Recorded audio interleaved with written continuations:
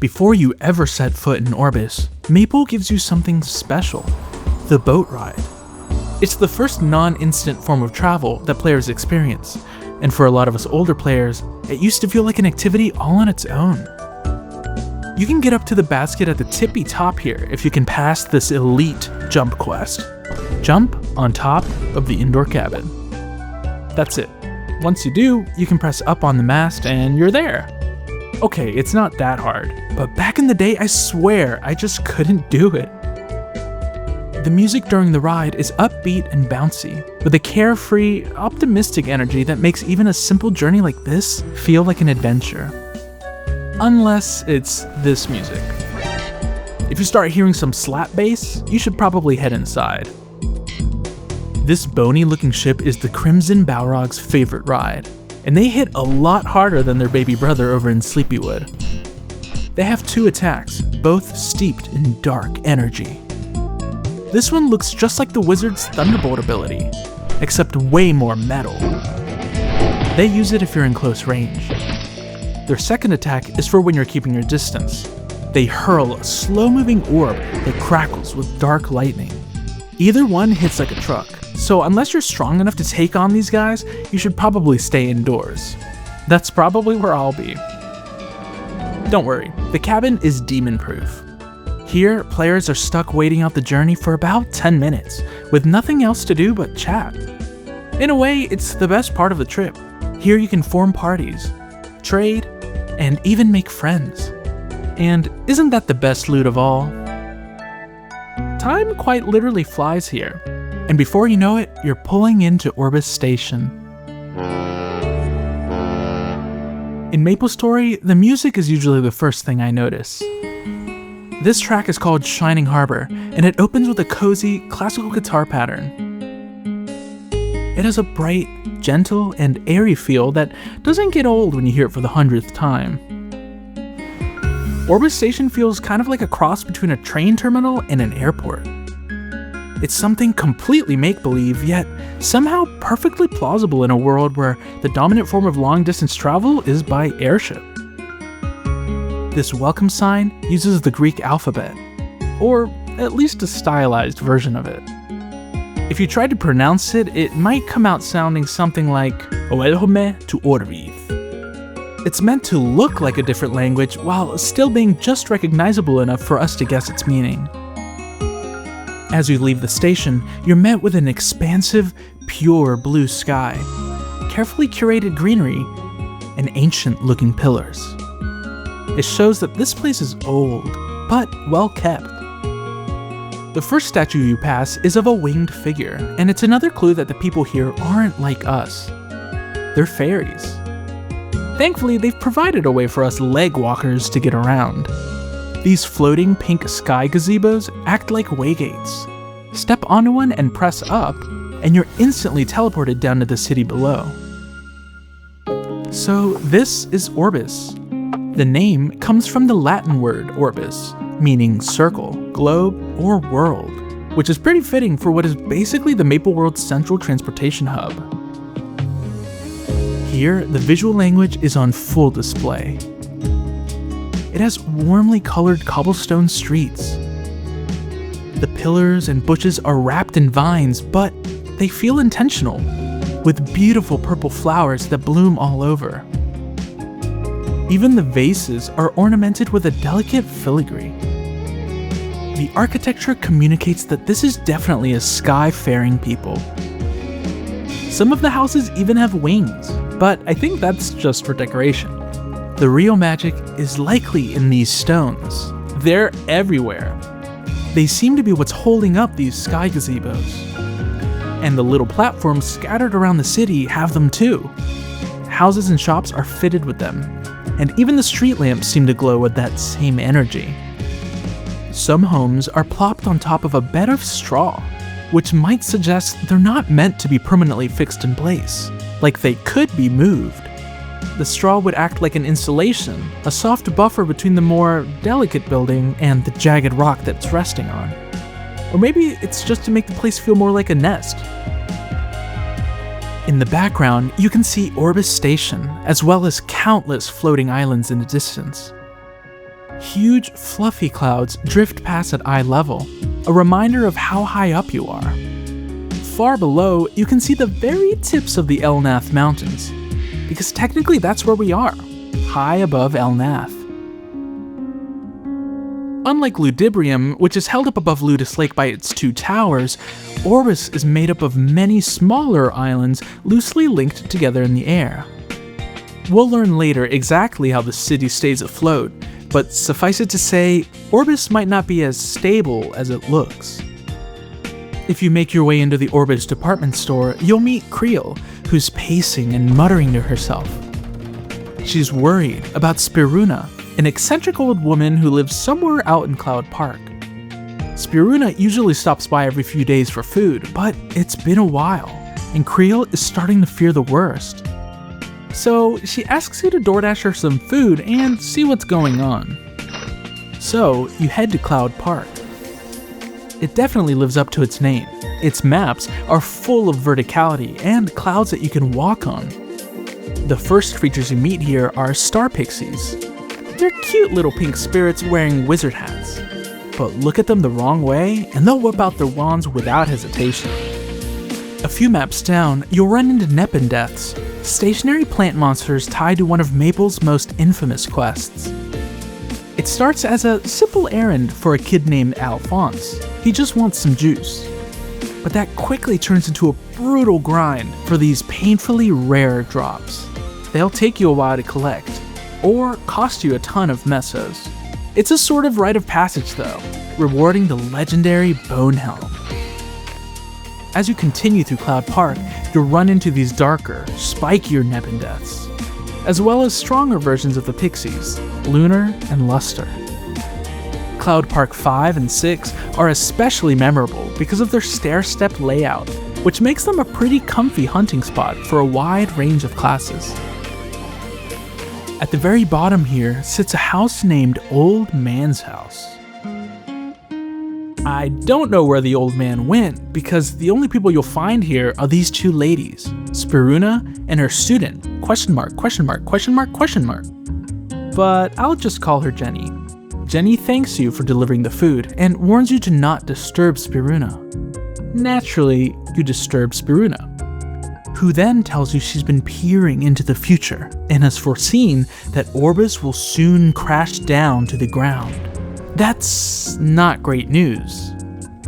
Jenny explains that Spiruna is still trying to pinpoint the cause, but she has her own theory about who's to blame. These are junior kitties, the baby versions of these larger elemental cats that roam the sky gardens near Orbis. The cats have apparently overpopulated and are making Orbis too heavy, so she asks you to thin their numbers. So you come back to tell them the good news, and then it turns out Spiruna cracked the real problem. It turns out it's the pixies' fault. This is when you learn that Orbis is held aloft by magical clouds. And those clouds have started shrinking because the pixies have been absorbing their magic to fuel their own power. So you hunt them down and recover a ton of cloud pieces. This lets Jenny restore some of the clouds' strength again, thereby saving Orbis. For now. You see, the root of all this is Papa Pixie. He imprisoned the goddess Minerva, and with her out of the picture, the pixies have been free to munch on clouds all they want. Your job during the Orbis party quest is to take him down and free her. But there's too much to say about OPQ right now, so we'll come back to that in its own video. Back in town, the sound of barking gets your attention. This is Moppy, a very good boy, and he seems desperate to tell you something. So you turn to the nearest human for help. This is Lisa. She thinks Moppy might be in trouble, but the only way to understand him is with a fairy's horn flute. And since fairies aren't exactly handing those out, she decides to craft one herself. After gathering the materials and using the new flute, Moppy's barking finally starts to make sense. Can you hear me now? He explains that he's been waiting for his master, who's out researching in the nearby Orbis Tower. He even tried to go find him himself, but he got attacked by monsters along the way, and he's still injured. Luckily, Lisa is an expert in medicine, and with your help, you get this doggy feeling good as new. But someone still has to track down this so-called master and tell him what for. Down you go to the famous Orbis Tower. This is the first of 20 floors of pure descent. Orbis Tower shows its age with weathered, cracked stone bricks that somehow stand strong. The music here has a lot of percussive motion, and it gives this place an adventurous, almost expedition-like feel. The first monsters you meet are Junior Sentinels, round, mechanical stone devices that float and patrol the upper floors. They were built to guard the tower. Thankfully, the worst they can do is bump into you. A few floors down, you'll meet their big brothers, the Sentinels. Their shells split open to reveal a ranged laser attack. After a few floors of nothing but these guys, you'll run into Baroon, a mysterious scroll dealer. He's one of several scroll sellers who are scattered across MapleStory. They all deal these dependable, unfailable 100% scrolls. The stats they provide are pretty minimal, but their guaranteed success still makes them super useful while leveling, especially on high value stats like weapon attack. You can tell why he got into making 100% scrolls, cause every once in a while you can see Baroon try to pass a 10% scroll that blows up in his face. I can definitely relate. Starting at floor 13, you'll encounter these elemental variants, the Ice and Fire Sentinels. Their weaknesses are obvious. Ice is weak to fire is weak to ice, but one thing I didn't know until researching for this video is that regular Sentinels are also weak to ice. But their junior versions don't share that weakness. I guess you learn something new every day. You eventually find Moppy's master on the 10th floor. Inside this dark little nook is Huckle, who looks like he hasn't bathed in weeks. He's horrified to realize he forgot all about his loyal doggo, and to make it up to Moppy, he asks you to gather his favorite food, fish. And the easiest place to get those is at the bottom of the tower, so you keep climbing down. By the 7th floor, things start getting chilly. Snow from the Elnath Mountains blows in through the windows and coats the ground, making it a cozy home for Leedies. These creatures are said to be formed from snow and dust. The farther you go down, the thicker the snow on the ground gets. And at the very bottom, you'll finally reach the fish, or at least the little guys who hoard them. These are Junior Pepes, the baby versions of the Pepes you'll meet in Elnath. These little penguins are slippery. They have pretty high avoidability and move way faster than anything else in the tower. You may as well get comfy, because to satisfy Moppy's appetite, you'll need not 100, not 200, not 300, actually all of those, 600 fish in total. Sadly, Huckle never seems to leave his research. Maybe we just enabled him to be a bad dog owner. But I gotta say, the devs did do a great job breadcrumbing us to him, since he's the main source of Orbis rock scrolls. These are essential because they let you skip all the floors and take you straight to the bottom or top of Orbis Tower. They're also a pretty common side hustle for low levels, who need all the mesos they can get to buy their gear. The bottom of Orbis Tower lets out to the snowy fields of Elnath. It's a chilly but surprisingly cozy zone. It's got a sleepy little town that all adventurers eventually make a pilgrimage to.